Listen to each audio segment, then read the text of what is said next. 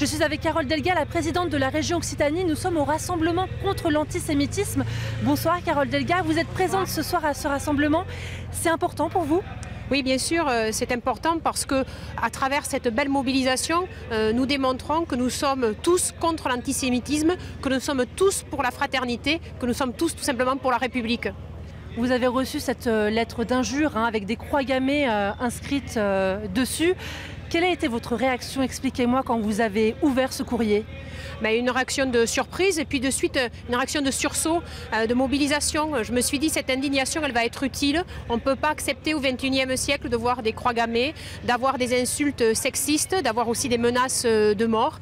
Donc j'ai souhaité le rendre public pour que chaque citoyen puisse s'indigner et qu'on ne soit pas dans une passivité, dans une bien-pensance et qu'on se rappelle toutes et tous que l'extrême droite amène aux pires heures en France, en Europe, que c'est la destruction en fait de l'idéal humaniste, qu'on est arrivé à gazer des personnes en fonction de leur religion, en fonction de leur orientation sexuelle. Donc on doit tous être mobilisés contre l'obscurantisme, contre le fanatisme et contre le fascisme.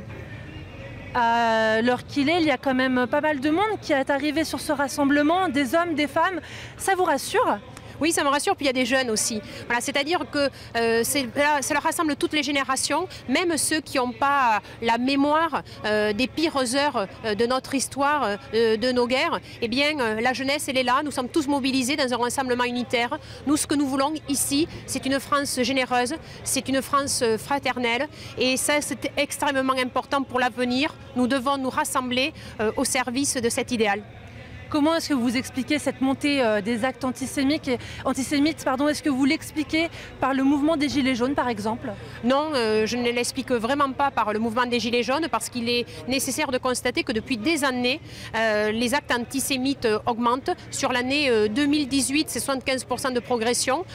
Donc c'est une tendance de la société et nous devons être plus actifs pour lutter contre l'antisémitisme. Chacun est à la liberté du culte, chaque religion doit être respectée. En France, la religion elle s'exprime dans l'espace privé. La laïcité, ce n'est pas la négation des religions.